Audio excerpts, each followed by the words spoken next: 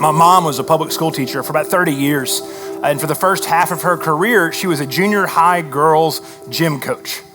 And any of you who are in education, you know that sometimes the fun things and sometimes the not fun things is when you run into your former students around town. And there was a running narrative that my mom and my sister had. We'd be somewhere and we'd see like a grown person, like an adult, like working like a big person job. And my mom would say, oh, I taught her. And my sister, and this started when my sister was like, my sister was before kindergarten is when my mom started teaching. And my sister would always say, well, was she nice? Now, one of the things that I admire tremendously about both my parents is I've never heard them talk bad about somebody. That's just not the way they work, especially with their kids. And especially when we were like little and very impressionable.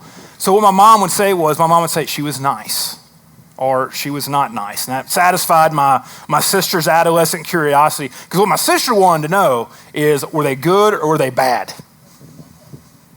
That's what my sister wanted to know. And like we laugh about that. You know, we sort people in life. Like it's funny, like we know, like when you're good at something, when you're not good at something, people are aware of that, and there's choice. We sort people, and one of my favorite ways I always joke about. We were laughing about it earlier. Me and Chris Courtney and Cody Lockaby were laughing at this earlier. There's a couple of music questions that I feel like I can tell a lot about somebody by how they answer it. Like if you were in adolescence or early adulthood in the mid to late 90s, I can tell a lot about you. If you could only have one in the world, would you rather have Hootie and the Blowfish, or would you rather have Alice in Chains? Like you tell a lot about somebody. Or if you're a little bit older of a generation, you could either have the Beatles or you can have the Stones. Which one do you want? You can really tell a lot about somebody by that. I not want to leave country music fans out because I'm one of those, but would you rather have Waylon or would you rather have Willie? Waylon is the answer.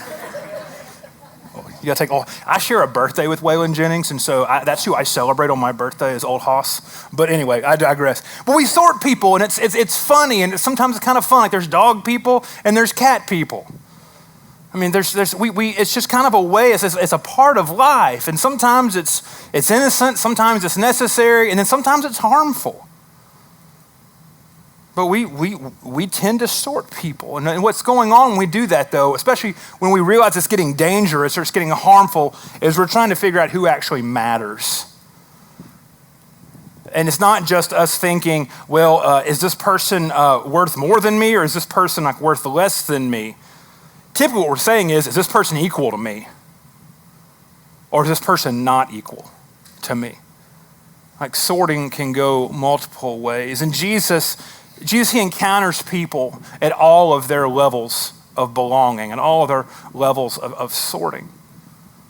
And it's not as cut and dry as we would like it to be. You see, Jesus' world was not simple, and our world is not simple. But today what we're going to talk about is that mattering is all about belonging. And we're going to do that by looking at the story of one of the ways that Jesus called one of his disciples. His name was Levi. But as how Jesus called Levi, what he's actually doing is calling us to rethink how we handle mattering. So we're going to open up the Gospel of Mark, chapter 2, verse 13 through 17 today. Just a handful of verses. But as we read this, I want you to read this and think about this and hear this from the perspective of belonging. How many layers of belonging are there inside of this? So hear these words of Scripture. Jesus went to the lake shore again, and he taught the crowds that were coming to him. As he walked along, he saw a Levi, son of Alphaeus, sitting at his tax collector's booth. "Follow me and be my disciple," Jesus said to him. So Levi got up and followed him. Later, Levi invited Jesus and his disciples to his home as dinner guests, along with many tax collectors and other disreputable sinners. And there were many people of this kind among Jesus' followers. But when the teachers of religious law, who were Pharisees, saw him eating with tax collectors and other sinners, they asked his disciples, "Why does he eat with such scum?" There's no way you can spin that into a good question, is there? Why does he eat with such scum? When Jesus heard this, he told them, "Healthy people don't need a doctor. Sick people do. And I have come to call not those who think they are righteous, but those who know they are sinners." Mattering is all about belonging. And so to set the stage a little bit, we've been reading the Gospel of Matthew a lot over these last couple of months. And that Levi, his other name was Matthew. I mean, this is the call of the person who wrote the Gospel of Matthew.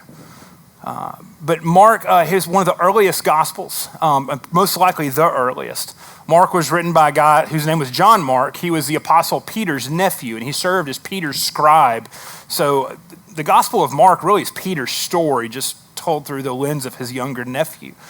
John Mark was from a very wealthy family, and they were able to maintain a household, so not just a house, but like a staff and servants in Jerusalem. But they were from Cyprus. He was not Cyprus. He was from they're from Libya. So he was a North African Jew. His family had left Jerusalem years ago, but made enough money to maintain a household in two places. His house was the place where the disciples most likely had the Last Supper. It's where Pentecost happened in Acts chapter 1. So Mark grew up just intimate into this story of who Jesus was. And he tells this story. This is almost Jesus' first public action. The Gospel of Mark doesn't have a Christmas story. There's no nativity story. It opens up with John the Baptist prophesying about the coming Messiah and Jesus being baptized by John the Baptist. And then Jesus immediately after his baptism and how all of the whole area was just fascinated with John's ministry. And we're there, and we're watching all these things happen. We're there to see Jesus baptized, to hear the audible voice of God declaring who he was come down. And then Jesus immediately went and spent 40 days in the wilderness in a time of testing, in a time of trial, in a time of proving. And then it opens up into chapter 2. He's in Capernaum, Peter's home. Which really served as the home base for his ministry. And so in many ways, this is the story about Jesus that Mark is using to tell people about who Jesus is from the very beginning. So it's important for us to realize where this story sits in Mark's gospel. So Levi or Matthew is just two different Jewish names. Was a tax collector, and he was most likely a toll collector because Capernaum had a pretty major highway that came through it, and any commercial goods that were being transported from Damascus, which is in Syria, to Jerusalem or the land or out to Egypt would have to go down this road. And so his job was to collect commercial taxes on goods being transported to pay for the Roman road system. Kind of a standard operating thing, but the issue was that he was a contractor. He had bid out for this job, and he made his money by bidding at the lowest and then taking the highest off of the top from that. Tax collectors were despised in the Jewish system. That if a Jewish person became a tax collector, that they were willfully pulling themselves out of the whole community, out of the religious landscape, out of the social landscape, everything. They had to come into contact with Gentiles on a daily basis, and that meant that they were not able to keep the sacrificial law and the ceremonial law that was very important to people at the time. And we're going to talk more about that in just a moment, but besides just these social things, they were tax collectors, even though they were probably the wealthiest people in town, were also considered to be the lowest people in town. They were considered to be worthless by Jewish people. They were outside of the boundaries of being the people of God. Such to a degree that many Jewish people, they felt that becoming a tax collector and participating with the Romans was treason against God. That they were banned from the synagogues. They were banned from coming to church. And they believed also that they were beyond the realm of salvation because their choice of occupation, they were outside of God's love. And it was impossible for God to be God to them. So just imagine an emotional map of this day. You've got Matthew sitting in his booth on the side of the road. Jesus there in Capernaum had been healing people. Just the stories about him were circulating just rapidly in this area. He'd gone down to the lake, and there's teachings, there's healings. He's coming back by, and he already has this huge, large crowd of people gathered around him. He's about to pass by Matthew, the tax collector's booth. Person who did not belong. And you can imagine the anxiety that Matthew probably had. Like, okay, great, here's this new religious leader that everybody says is the Messiah. They claim they heard the audible voice of the Father talking about him. And now he's going to judge me too as he walks by my booth. Now, have any of y'all ever worked in retail and that person that you really don't think matters that much? Or maybe that person who does not think you matter that much walks in and you find an excuse to go back to the stockroom just to avoid the situation altogether. Like you do not want to wait on them, which really is you don't want to serve them. So you found a reason to get out of the space. I imagine Matthew is trying to find a reason to go back to the tax collector storeroom at the back of his booth at that moment. Let me just avoid this confrontation that's not going to end well for me, that's just going to involve further shame, further just frustration, further embarrassment, further judgment, all of these sorts of things. But for some odd reason, he decided not to. When Jesus walked by, what Jesus said to him was exactly the opposite of what he was expecting. He instead said, Levi, why don't you come follow me? He said, Levi, why don't you come be my disciple? You see, we're used to the word disciple being a noun, but it's not really. It's a title that's attached to someone who's doing a specific action. Disciple is a follower, and it's a specific type of follower. It's a follower that involves a very intimate relationship. Being a disciple of someone at this point in time, and this goes back to the days of the prophets and like Elijah and Elisha and the passing of the mantle and all these sorts of things.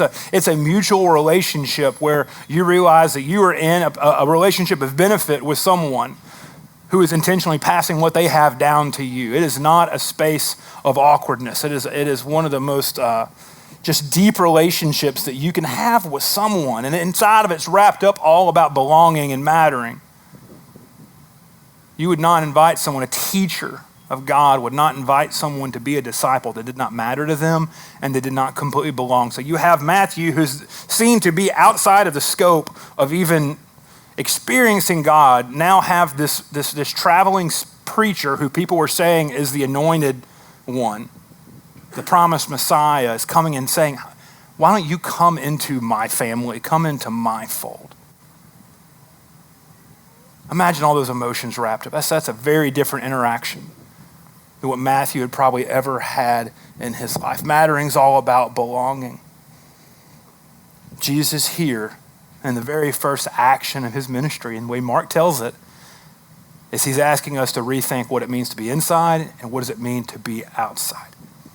And there's another group of people that are going on inside of this. It's after he has this big party and they come and the Pharisees somehow show up and are there. And scripture says there's tax collectors and other sinners. Other passages say notorious sinners. And the Pharisees see this happening and they say, why does he eat with such scum? Y'all, there's no way we can spin that word. There's no way we can justify using that. And you think about what it would mean for us to say that about somebody or some group of people. What does this mean for us to refer to others? In my mind, to say somebody is scum, it's the bottom line of worthlessness that's out there. Now, normally when we talk about like the tax collectors and these sorts of things, if you've been around Foundry for a while, you probably heard me say, well, we're not going to get into the economic landscape of first century Palestine. Today we actually need to, because getting into the way that their social layers were built up, it helps us understand who these notorious sinners, who this scum of the earth actually is. And so the economy class system of first century Palestine. We'll jump off into this rabbit trail for a second. The first kind of layer that you see is, we got a slide here that kind of builds out the layer of this cake. You have the priests and you have the aristocrats. So the priests were from the tribe of Levi, and thousands of years before this, when God set this system up, the tribe of Levi was to have one certain job, and they were to lead God's people in worship. They were not given a territory as part of the inheritance when the Israelites crossed over the Jordan River and took over the promised land. They were given cities inside of everyone else's territories because the people were supposed to be responsible for the well-being of the priests. Because the priests just had one job. Their job was to work at the temple. One job. And to make it boot, their job, they only worked 2 weeks out of the year. Like, who would love to work 2 weeks a year? I mean, most of us struggle to take 2 weeks off a year. But because of this, because this was an important job, and so they were set up to be this way, because before they went and served their 2 weeks at the temple, they were to maintain a level of ritual purity that was almost impossible for a human to do. The list of regulations for the priest was just huge. It was long, but they would have to do this for a couple of weeks leading up to the 2 weeks a year they had to work. But they were given cities all across the land and the pasture land that was outside of them. They were giving a huge amount of land. And over the hundreds of years and of war and of exile and of coming back and all these sorts of things, the only part of like the original idea of Israel that really was still left were these pieces of land that belonged to the priests. And because of this, they maintained a level of holding and a level of economic support that was like unequal to anyone else. To boot, everyone else in Israel was taxed to support the priests. So they were taxed at around 25% of all of their earnings. Okay, so we talk about, imagine that 25% of everything you make goes to support this priesthood structure. Now, sometimes we think the 3 minutes where I talk about giving at church can be awkward. Can you imagine living in a world where 25% of your income is automatically taken and taxed to maintain this level? And then if we think the story of Jesus, when he got mad at the temple and flipped over the tables and the money changers, that's because the priests realized, hey, you know what?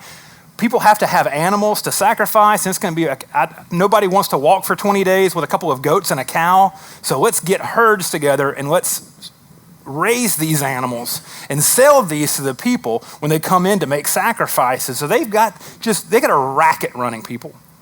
And they've got a racket going. They've figured something out, and they're pulling a smooth one. On top of this, you had these aristocrats, and these were the people that were left of the Jewish monarchy that had the money to maintain just these huge households. John Mark's family was part of this aristocratic class. The next layer we have is just the Roman officials. These are the people that they're occupying. It's an occupying force, and the government officials that live there in this area. And they're then again making their money off of taxes. Yet again, this is a very heavily taxed people group. Around 70% of their income typically is taken up in taxes to support multiple different groups of people. And the last layer we see of this is just these landowners. And these are people that have managed to stitch together huge tracts of land, and they farmed it off like tenant farmers and like sharecroppers to everyone else. And so you make your money, you pay me, and then I pay other people. And then we have this dash. And there's a description of the majority of the Jews, and they're called the people of the land, AKA the scum.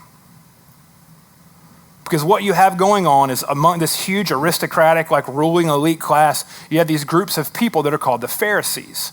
And if you could not be a Pharisee and not be wealthy, because what the Pharisees did was they looked back at the mistakes of the priests in the past, and they blamed Rome on the priests and said, y'all didn't do a good enough job staying holy.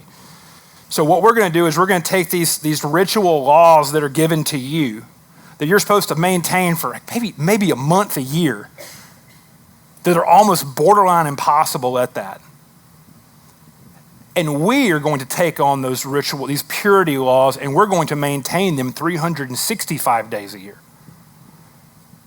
And then they built up this religious thought that if every one of the Jews could for just one day maintain these purity laws, that the Messiah would instantly come and would fix everything in the entire world they thought was wrong. The only problem was nobody had the money to maintain this. I mean, you to maintain these purity laws, you could not work. Like you could not have a job and provide for your family and maintain these purity laws. So the people of the earth, the scum, I mean, that line that says sinners, that's not talking about the morally horrible people. That's not talking about like people who like do bad things. That's just people who don't maintain ritual purity. A ritual purity that was God never asked his people to keep. Just these priests as they're preparing for a couple of weeks of service in front of the presence of God in the temple. And so what the Pharisees had ended up setting up is they ended up judging the priests because they couldn't keep it. And then every single person who could not keep it, likewise, they judged and said that you're responsible for the Messiah not being here. So if you're a sheep herder, if you're taking care of the flocks for sacrifice, you're not ritually clean because you have to deal with animals, and animals poop, animals pee, animals die. Like all those things are considered to be unclean. I mean, there's anything about daily life, it makes you ritually unclean. So if people if they believed in this, they either had to make a decision, I provide for my family, or I maintain ritual purity. I follow this human-created list of rules, or I make sure my kids eat and we have a place to stay. And friends, that decision point are who these Pharisees are calling notorious sinners. These aren't morally repugnant people. These aren't like bad folks. They're folks who are just having to live their life. So Jesus brings it all to counter at the table, eating together.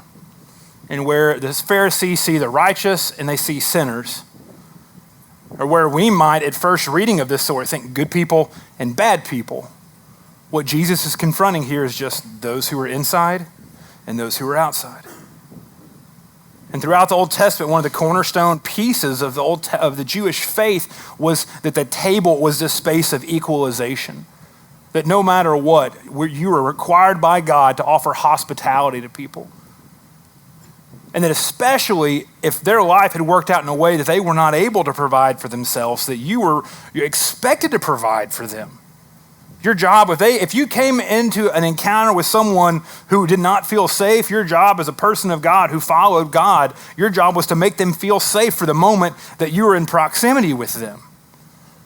It was just it was a key part of the Hebrew faith, and because of these purity laws, and I can't eat with a Gentile, or I can't eat with that person because he keeps sheep, and one might have died today, or I can't eat with that person because they own a store and they might have been handed money by a Roman today, so that made them impure. I can't be around them. Instead of the table being this place of equalization, this place of holiness, the table became a place of exclusion.